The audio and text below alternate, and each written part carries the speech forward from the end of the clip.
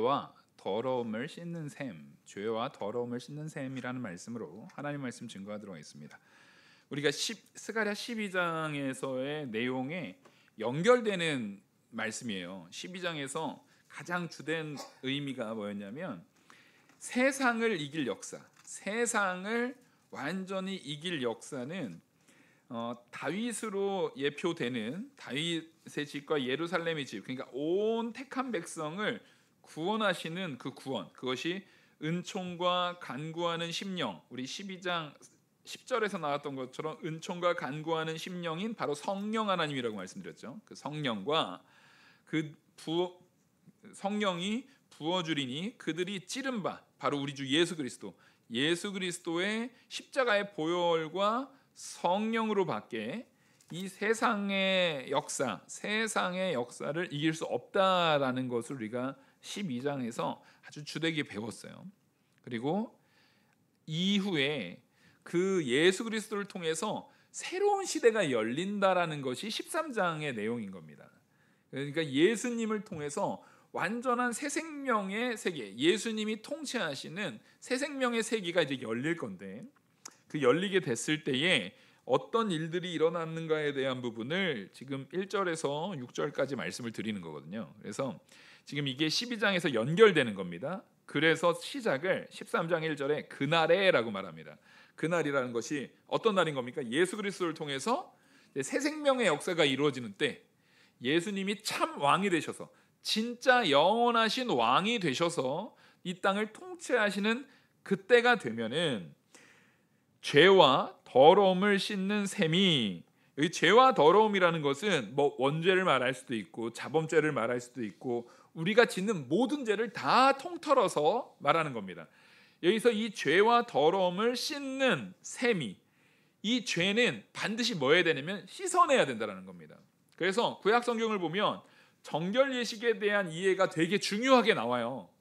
언제나 발을 씻고 제사 지내기 전에 손을 씻고 정결 예식할 때 우슬초에다가 그 암송아지를 완전히 다 전체 통째로 넣어서 싹 다 태워가지고 재를 가져다가 재하고 그 물을 섞어가지고 그거를 우슬초에 찍어서 하는 정결 예식에 쓰는 물, 그 제의적으로 나중에 이제 유월절 같은 때 할 때 오다가 사람들이 유월절에 각 지역에서 오다가 혹시라도 부지 중에 시체를 만졌거나 부정하게 되는 일들이 있었을 때 그 부정하게 되는 사건에서도 정결하게 해가지고 유월절에 참여할 수 있도록 하는 그런 모든 것들, 거기에 다 공통적으로 뭐가 씁니까? 물이 씁니다. 그래서 물은 씻어낸다. 이거는 우리가 맞지, 물은 우리를 씻을 때 쓰는 거지, 그런 개념을 더 초월해서 물이라는 것 자체를 정결 예식, 완전히 우리의 죄를 씻어냄이라는 측면에서 구약 성경 전체가 그 물로 씻어낸다라는 개념을 사용하고 있어요. 그래서 그게 신약 시대로 넘어와서 우리에게 뭐가 있어요? 세례를 하죠. 세례를 하는데 여러 가지 형태입니다. 물로 씻을 때는 뭐 뿌리기도 하고, 우리는 적수 세례 해가지고 손에 묻혀서 물을 이렇게 위에서 아래로 흐른다라는 개념으로 씻겨 내려간다라는 개념을 쓰는 거죠. 뭐 침례교 같은 경우는 침례를 해서 물에 잠겼다가 이 죄가 물에 씻기고 죽었다가 살아난다라는 개념. 그래서 세례에 대한 부분은 무슨 사건과 연결되어 있습니까? 홍해 사건과 연결되어 있어요. 홍해 사건과. 그러니까 물이라는 것을 우리가 씻어내는데, 여기에서 이제 셈이다라고 말 때 우리는 셈에 대한 라고 하면은 우리가 생각하는 셈은 거대한가요? 작은가요? 네? 한국 사람의 정서상의 셈은 거대한가요? 아니면 작은가요? 작죠. 한국 사람이 생각하는 셈의 개념은 작아요. 거의 모든 문화권이라 할지라도 셈이라고 하면은 작을 거예요. 근데 여기에서 이제 성경이 말하고 있는 셈이라는 개념은요, 그렇게 작지 않아요. 셈이라고 말하는 것은 정결하게 하는 물이 죄인을 다 덮고도 남을 만큼 끊임없이 샘솟는 것을 말합니다. 그리고 그 양이 엄청난 거예요. 그럼 우리가 어디서 알 수 있냐면 창세기에 보시면은요, 노아 홍수 사건에 이 셈에 대한 표현이 나와요. 노아 홍수 사건에서 뭐라고 하냐면, 이제 창세기, 우리 노아 홍수 사건 한번 보겠습니다. 창세기 이제 7장이죠. 노아 홍수 사건이 창세기 7장인데 7장 이제 11절을 보시면 이제 노아가 600세 되던 해 둘째 달 곧 그 달 11의 날이라 이때가 이제 홍수가 시작되는 날이에요. 그날에 큰 기품의 샘들이 터지며 하늘의 창문들이 열려. 지금 우리는 비만 와가지고 하늘에서 비만 와가지고 40주 40야가 비 와가지고 물이 홍수가 된 게 아니에요. 비가 하늘 문이 열리는 것보다 먼저 뭐가 터진 거예요? 예, 기품의 샘이 터진 거예요. 요즘으로 치면은 지하수다 뭐 이렇게 할 수도 있어요.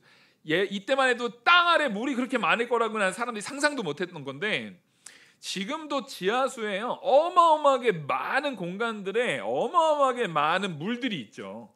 지하수의 물들이 어마어마하게 많습니다. 그 물들이 터져서 올라온 거예요. 근데 그걸 지금 성경에서 뭐라 그래요?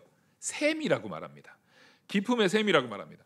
그러니까 지금 성경에서 말하고 있는 샘의 이미지는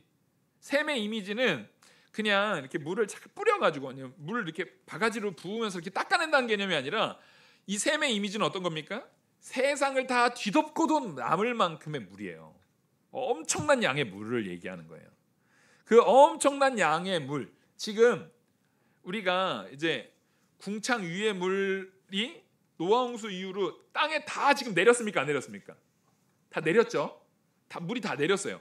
지금 그래서 이 땅에는요, 지금 이 땅의 물이 옛날엔 궁창 위의 물과 지하수 이렇게 나눠졌지만 지금은 이 땅 안에 다 있고 뭐 수증기로도 있지만 대부분의 물이 이 지구 대기권 안에 갇혀 있어요. 질량은 어떻게 된다고요? 보존되죠. 물이 우주로 어떻게 날아간 거 있어요? 없어요? 없어요. 그 많은 물들이 지금 이 지구 공간에 있는 거예요. 근데 대부분 다 어디 있습니까? 지금 지하에 있는 거예요. 지하에 어딘가의 공간에 지금 있는 거죠. 그 샘이 끊임없이 터져 나오는 그 샘으로 우리의 죄를 씻는다라는 개념을 지금 오늘 스가랴에서 가져오고 있는 거예요.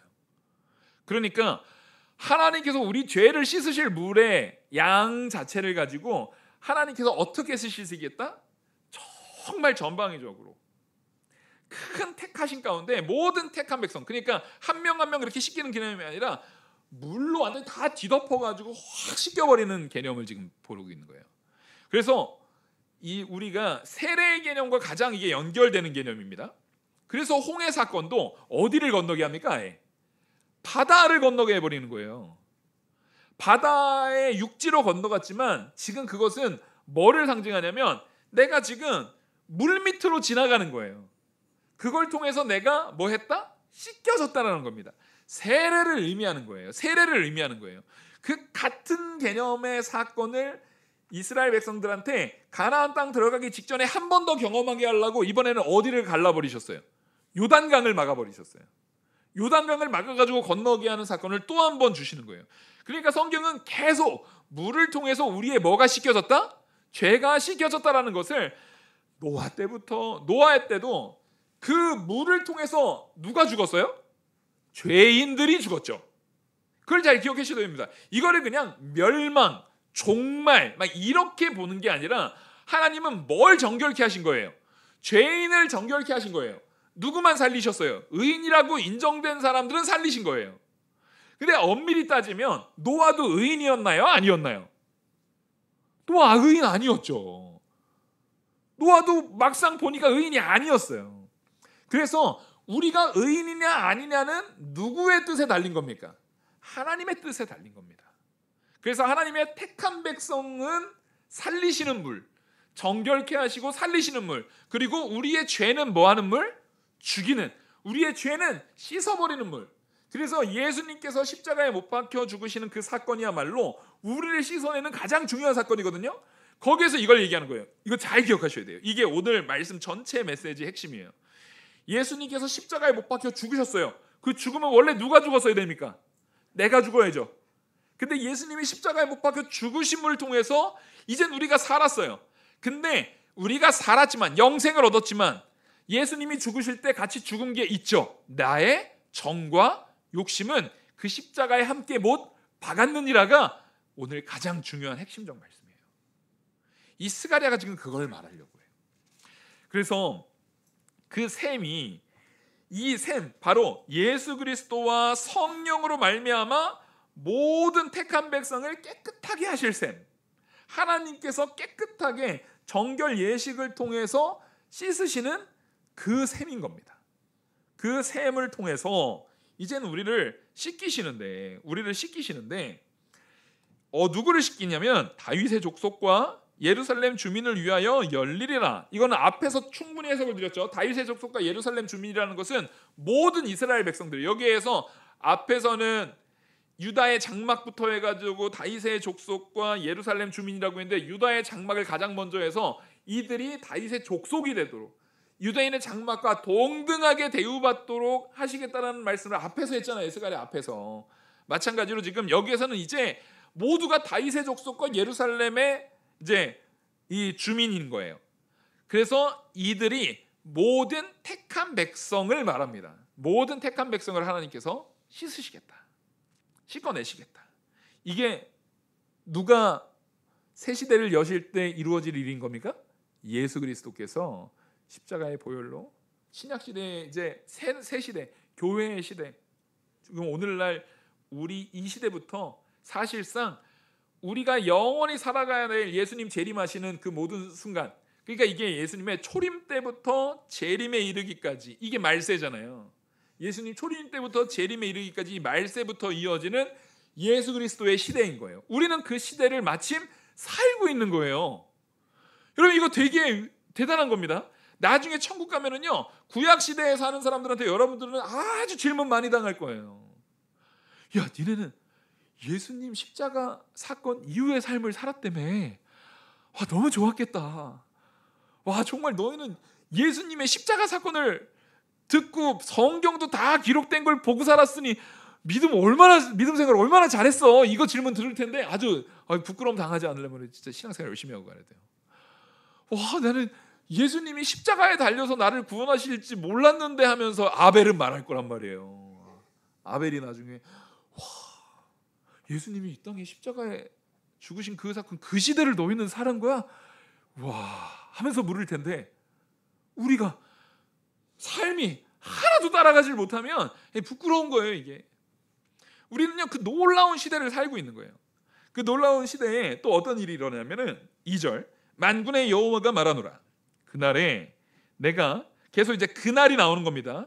그날에 내가 우상의 이름을 이 땅에서 끊어서 기억도 되지 못하게 하시며 거짓 선지자와 더러운 귀신을 이 땅에서 떠나게 할 것이라. 지금 예수님이 역사하시는, 예수님이 재림하셔가지고 이 땅의 모든 죄악들을 멸하시고 다 씻어내시고 예수님의 영원한 통치, 예수님이 이제 만왕의 왕으로 재림하십니까? 안 하십니까? 재림하시죠. 이날을 소망하시죠. 이게 지금 이제 조만간 시집갈 자매들이 아멘 안 하는데 지금 결혼은 하고 주님 오셔야지, 지금 날짜 다 잡아놨는데 그러시면 안 되죠. 막 이러면 찬이 지금 아멘 했어요? 아멘. 네. 내년에 결혼한다고 막 이거 아멘 막 머뭇거리고 그러면 안 되는 거예요. 네? 우리가 주님의 은혜가 나를 주장하는 그 주장이 모든 것보다 앞서서 우리에게 값진 은혜가 돼야 돼요. 어떤 것보다도 존귀한 거예요. 예수님이 재림하시는 그때는요, 모든 거짓과 모든 거짓 선지자들, 더러운 것들, 이 땅에 더러운 것들을 하나님께서 이 땅에 아예 없었던 것처럼, 아예 그런 것들이 이 땅에 기억도 되지 못하도록 다 뭐 하신다? 다 진멸하신다. 다 쓸어버리신다. 지금 이걸 말하고 있어요. 그래서 3절에 이 사람이 아직도 예언할 것이면, 이 사람이 누굽니까? 앞에 말한 거짓 선지자죠. 만약에 거짓 선지자가 그때에도 만약에 예언하고 있으면 그 낳은 부모가 그에게 이르기를 내가 여호와의 이름을 빙자하여 거짓말을 하니 살지 못하리라 하고 낳은 부모가 그가 예언할 때에 칼로 그를 찌르리라. 이거 너무 끔찍한 말이잖아요. 그러니까 이 해석을 우리가 잘 봐야 되는 게, 이거는요 구약 시대로부터 있었던 율법에 대한 부분을 그대로 가져온 거예요. 이게 뭐냐면 우리가 앞에 신명기 말씀을 보시면은요, 신명기 13장입니다. 신명기 13장 신명기 13장 말씀을 보시면 다른 신을 섬기지 말아라. 12장 이제 하반부에 12장 29절부터 다른 신을 절대 섬기면 안 돼요. 우상 섬기는 거. 거짓 선지자들이라든가 우상에 대한 부분을 하나님께서 완전히 진멸하시기를 원하시는 거예요. 하나님이 제일 싫어하는 게 뭐라고요? 우상이에요. 우상. 하나님이 제일 싫어하는 게 우상이에요. 그 우상을 증거하는 사람, 이게 거짓 선지자죠. 예수님 외에 다른 것을 전하는 모든 것이 거짓 선지자예요, 여러분.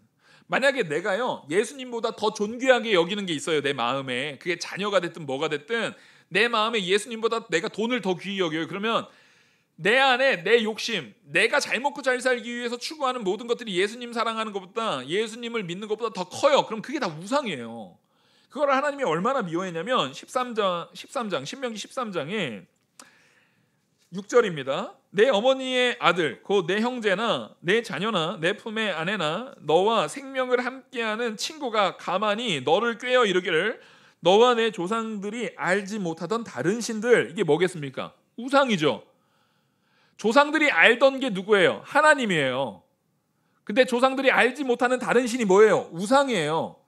지금 가나안 땅을 들어갔는데 거기에 가짜 신들이 많아요.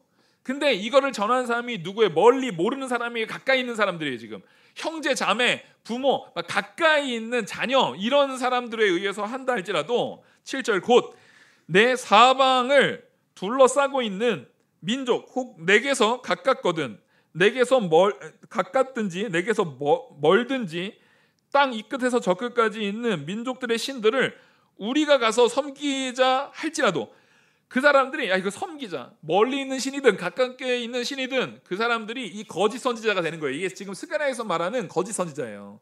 그렇게 다른 신을 우리가 섬기자라고 말하면 너는 그를 따르지 말며 듣지 말며 긍휼히 여기지 말며 애석히 여기지 말며 덮어 숨기지 말고 너는 용서 없이 그를 죽일 때에 내가 먼저 그에게 손을 대고 그 후에 뭇백성의 손을 대라. 지금 내가 먼저 죽이라는 거예요. 이게 민수기의 말씀이에요. 뭐냐면 이게 이렇게 부모가 어떻게 자녀를 죽여, 이게 무슨 얘기냐면 하나님을 떠나게 되면은요 그 민족 자체가 망해버려요. 지금 하나님을 떠나게 하는 그 사람 하나 때문에 아예 하나님의 나라가 완전히 상실돼 버리는 거예요. 완전히 망가져 버려요. 그런 일들에 대해서 여기서 원칙은 죽이는 게 목적이 아니라 그런 일이 있지 않게 하는 게 목적인 거예요. 이걸 잘 보셔야 됩니다. 그래서 항상 자녀들에 대해서 하나님께서는 자녀들에게서 신앙교육에 대한 부분을 부모에게 맡깁니까? 안 맡깁니까? 맡깁니다. 우리는 자녀 믿음 그거 뭐 걔가 알아서 하는 거지, 내가 뭐 잔소리한다고 되나? 안 돼요. 부모는 그런 말 하면 안 돼요. 자녀가 안 믿잖아요? 내가 울어야 되는 거예요. 내 자녀가 믿음 생활에 바로 서지 못하잖아요. 그럼 내가 울어야 되는 거라고요. 이게 무슨 얘기냐면 하나님께서 부모에게 맡긴 사명이에요. 나중에 걔가 믿음 생활에서 완전히 떠나가지고 완전히 이런 우상 섬기는 일, 다른 신에게 가자 하면은 그 아이를 부모가 지금, 여러분 뭐 지금 이 시대에 자녀 가서 죽이라고 이런 얘기 아니잖아요. 정말 자녀가 죽는 게 나아요? 내가 죽는 게 나아요? 당연하죠. 이건 무슨 의미냐면 죽을 때까지 그 자녀를 포기하면 돼요, 안 돼요? 절대 안 돼요. 여러분 잘 아셔야 됩니다. 하나님도 나를 포기하지 않으시고 하나님도 그 자녀를 포기하지 않았어요. 우리에게 있어서 제일 무책임한 게 뭐냐면 자기 믿음은 자기가 세우는 거지. 아니요, 농담으로도 그런 소리 하지 마세요. 부모는 자녀를 위해서 끝까지 매달리는 겁니다. 죽을 때까지 매달리는 거예요. 그 자녀를 반드시 고치겠다. 우리 그런 얘기 하잖아요. 그 다리몽댕이를 분질러서라도, 내가 진짜 네 머리통을 깨트려 버려서라도, 이거 사실상 거의 죽는 거거든요. 머리 깨버리면. 이게 지금 얼마나 중요한 일인지를 보이는 거예요. 얼마나 중요한 일인지를. 그래서 이 뒤에 이제 더 나아가서는 아까 신명기 13장 하반부에 15장 이후로 가면은요, 너는 마땅히 그 성읍 주민들을 칼로 죽이고, 이게 같은 맥락이에요. 만약에 그 우상 섬기는 게 한 개인 내 아들에 국한 것으로 끝나는 것이 아니라 성읍 전체가 오염된 경우도 있어요, 없어요?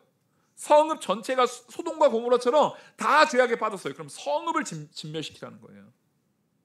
성읍을 진멸시키라는 거예요.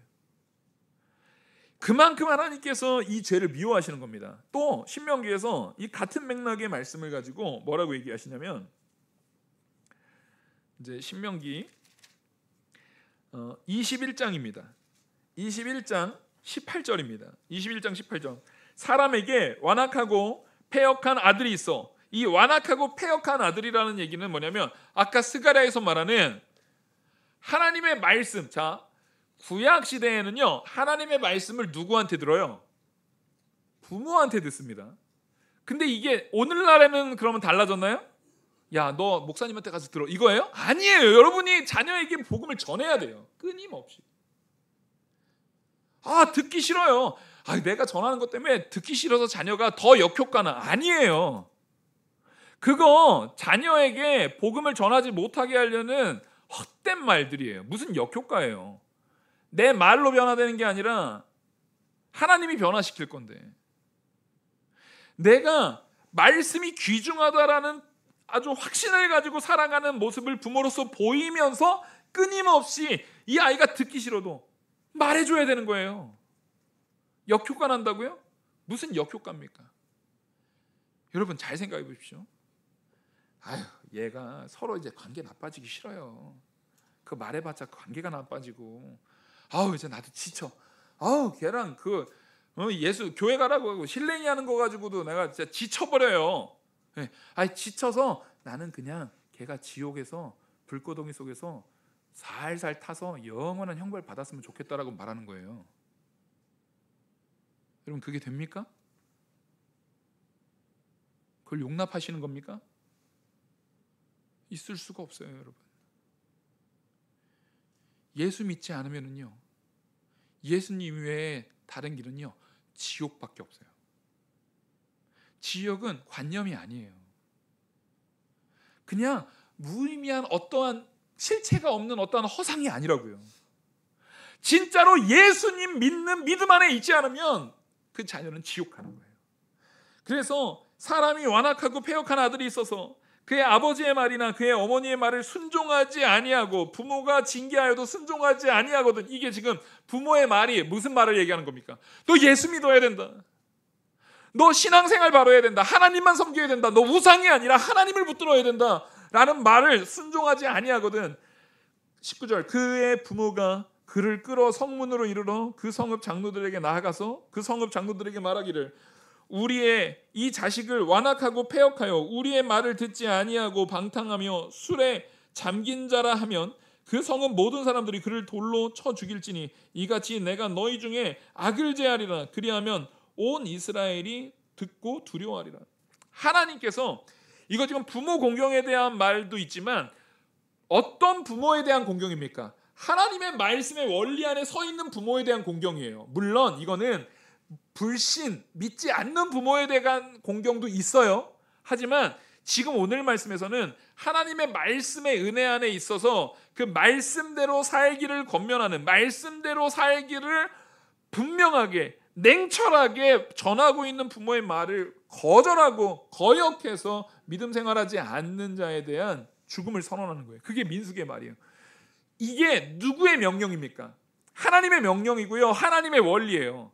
그 원리가 이 스가랴에 와가지고 다시 한번 되어진다라는 것은 가서 자녀 죽여버려라 이게 아니라, 이건 뭐냐면 하나님의 원리의 말씀이 예수님 재림 때에 어떻게 된다고요? 완성됩니다.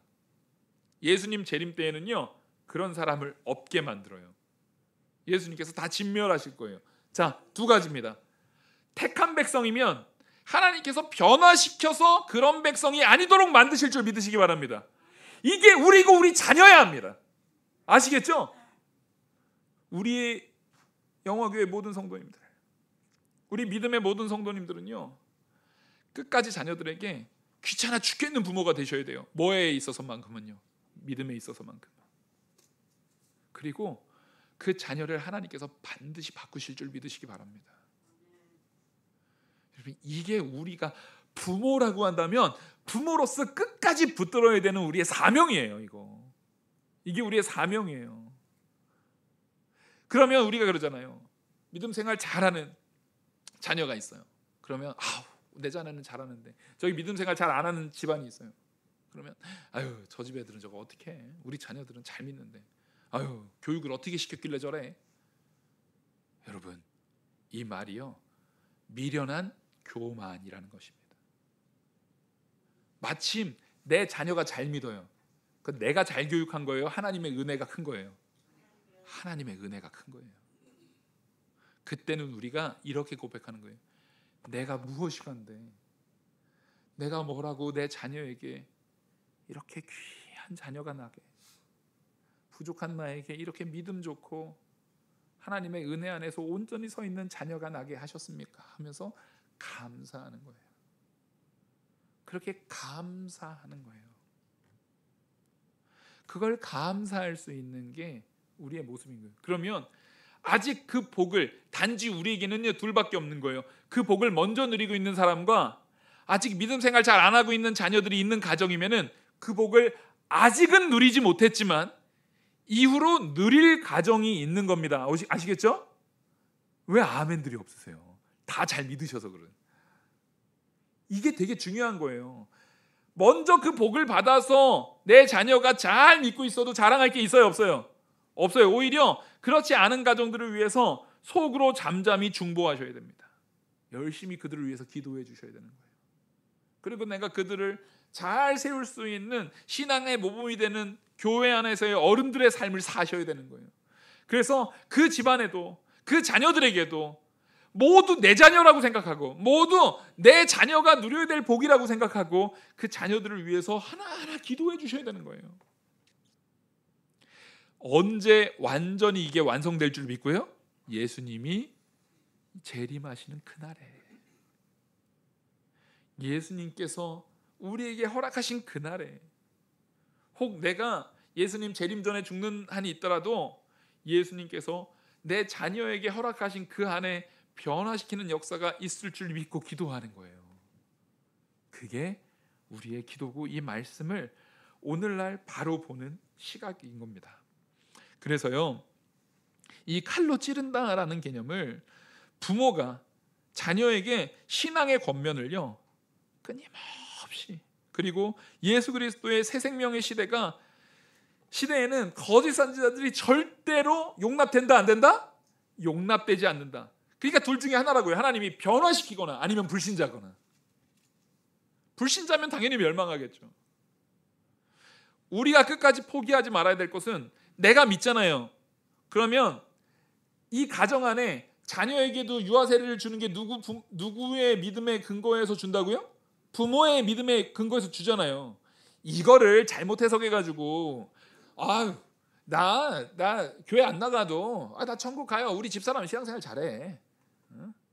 우리 엄마 권사님이에요. 나 천국 가요. 이렇게 하라는 얘기가 아니에요. 이게 아니라 오히려 반대로 권사님인 내 어머니가, 집사님이고 장로님인 내 아버지가 자녀를 위해서 끝까지 하나님께서 나를 붙드셨듯이 내 자녀도 붙드실 줄 믿습니다 하고 나간다라는 거예요. 그게 우리가 예수님 재림하는 그날을 기다리는 마음가짐이어야 됩니다. 그리고 그 은혜가 빨리 임해가지고 내 자녀가 잘 믿어요. 거룩한 신앙생활을 잘해요. 그러면 겸손하게 누구에게 영광 돌립니까? 하나님께 영광 돌리는 거예요. 하나님께 감사하는 거예요. 그게 우리의 마음이어야 됩니다. 그래서 4절에 그날의 선지자들이 예언할 때에 그 환상을 각기 부끄러워할 것이며 그 사람을 속이려고 털옷도 입지 아니할 것이며, 이제 거짓 선지자들이 예언할 때에 그날에 자기네들의 거짓이 다 드러나요, 안 드러나요? 다 드러나죠. 다 드러나니까 부끄러워할 뿐만 아니라 털옷도 있지 않아요. 털옷이 선지자의 뭐예요? 그 유니폼 같은 거예요. 네? 털옷, 선지자의 유니폼 같은 거예요. 그래서 우리 선지자로서 대표적인 인물 세례 요한이 딱 뭐예요? 약대 털옷 딱 입고, 이 털옷도 입지 아니한다라는 것은 뭐 하는 거예요?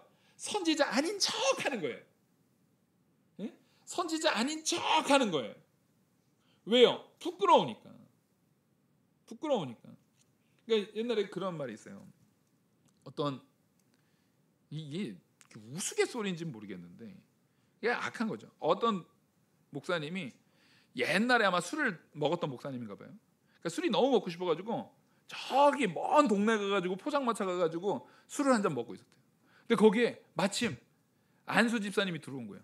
그 안수 집사님도 문제지 거기를 왜 들어와요? 우동 먹으러 들어갔어요 거기를? 둘 다 문제인 거예요, 둘 다. 그래가지고 어유 목사님 그걸 또 아는 체를 해 또 거기서. 어이구 목사님 또 그랬더니 그 목사님이 이 사람 잘못 보셨어요 이러고 갔대요. 그러면 서로 은혜가 돼요 안 돼요? 이게 지금 뭐냐면 약대 토롯을 벗는다라는 게 이런 거예요. 자기가 마땅히 서야 될 자리, 정말 진실하게 섰다면 당당하게 목회자로서의 모습을 드러내야 되고, 그래서요 목사는요 항상 사람들한테 인사하더라도 당당하게 잘 목사입니다. 여러분 집 사면은 다닌 데마다 성도 아닌 척하면 돼요 안 돼요? 안 됩니다. 성도인 걸 당당하게 보이시고, 기도하는 모습 당당하게 보이시고, 내가 성도로서의 모범을 당당하게 보이셔야 돼요. 근데 언제 그걸 잘 못해요? 내가 세상에서, 내 직장이든지 세상에서 아주 성도의 모범이 되지 못하게 엉망으로 살아요. 그러면은 그거 잘 드러낼 수 있어요 없어요? 못하죠. 목사가 술 먹고 있으면은 이러고 도망가는 거죠. 그러면 안 되는 거예요. 지금 이 거짓 선지자가 자기의 거짓이 예수님 오시기 전에는 거짓이 잘 먹혔어요. 잘 통했어요. 사람들 막 속이고 했단 말이에요. 근데 누가 오면 못 속여요? 예수님이 오시면 이제 못 속이거든요. 지금 오늘날에도 예수님께서 오심을 통해서 뭐가 완성되냐면 성경이 완성됐어요. 이 성경이 완성됐습니다.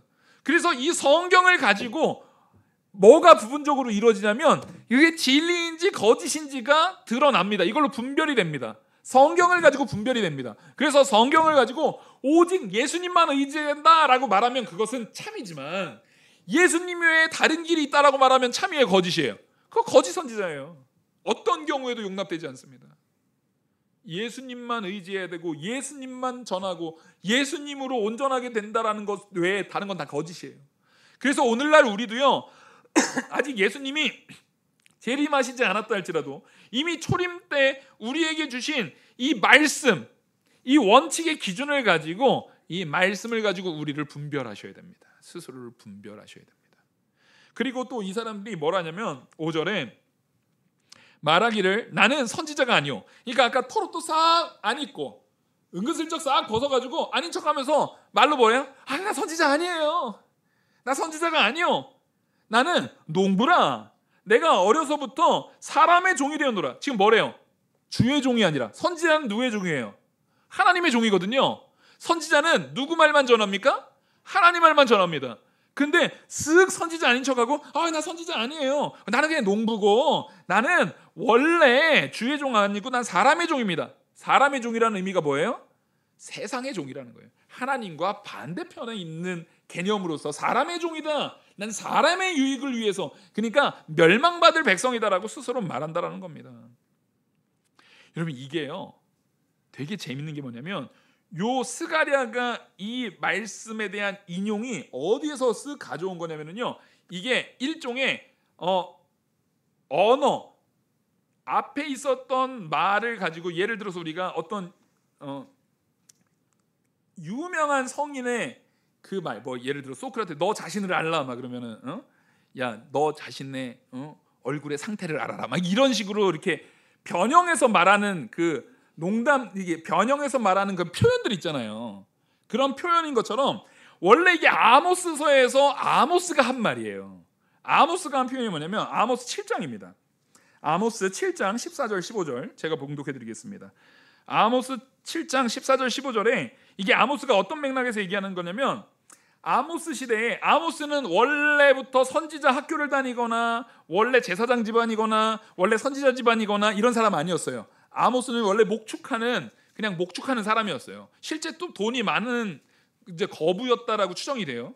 근데 그 아모스가 하나님의 부름을 받으니까 목축하던 사람인데도 불구하고 하나님이 아모스를 불러다가 선지자로 세우신 거예요. 그러니까 선지자는 누구라도 하나님이 부르실 때 하나님 말씀만 할 수밖에 없는 존재죠. 그러니까 아까 스가랴에서 나오는 사람의 말을 하는 사람일 수가 있어요, 없어요? 없어요. 불가능해요. 아모스가 이렇게 하나님 말씀을 전하는데 거기에서 아모스의 이제 대척점에 서 있는 거짓 선지자가 누구냐면 유명한 아마샤라는 선지자. 이 사람은 집안 자체도 아주 되게 유명한 집안의 종교, 말 그대로 엘리트 종교인이에요. 이 사람이 야, 너 네가 뭐라고 말씀 전하고 다니고 너 거짓 선지자지, 너 왜 쓸데없는 말하고 다니냐 하면서 막 거짓 선지자인 아마샤가 아모스를 막 책망합니다. 아모스를 막 책망할 때 아모스가 하는 말이 아모스 7장 14절에 아모스가 아마샤에게 대답하여 이르되 나는 선지자가 아니며 선지자의 아들도 아니라 나는 목자요 뽕나무를 재배하는 자로서 양떼를 따를 때에 여호와께서 나를 데려다가 여호와께서 내게 이르기를 가서 내 백성 이스라엘에게 예언하라 하셨나이다. 여기에서 아모스가 나는 선지자가 아니다라고 말한 것은 겸손의 의미죠. 나는 그냥 뽕나무 재배하고 양떼나 치던 목자인데 감히 이스라엘에게 있어서는요 목자나 이런 것은 되게 낮은 신분이고요 진짜 높은 신분은 다 종교인이에요. 근데 나같이 미천한 자도 하도 엉망이니까 누가 불러서요? 하나님이 불러서 말씀 전하라고 해서 나는 그걸 순종할 뿐이다. 그게 선지자예요. 그러니까 아모스는 선지자가 맞는데도 불구하고 자기 스스로는 나는 감히 선지자가 아니에요. 이것에 대한 부분이 아예 반대로 진짜 선지자가 아닌 사람들이 같은 맥락이잖아요. 나는 선지자가 아니오라는 것이 오히려 들켜서 그 사람들은 나는 선지자가 아니다라는 말을 하는 거예요. 그러니까 선지자는요 하나님이 오실 때 예수 그리스도의 온전한 임재가 있을 때에 오늘날로 따지면은요 목사가 설교를 했어요.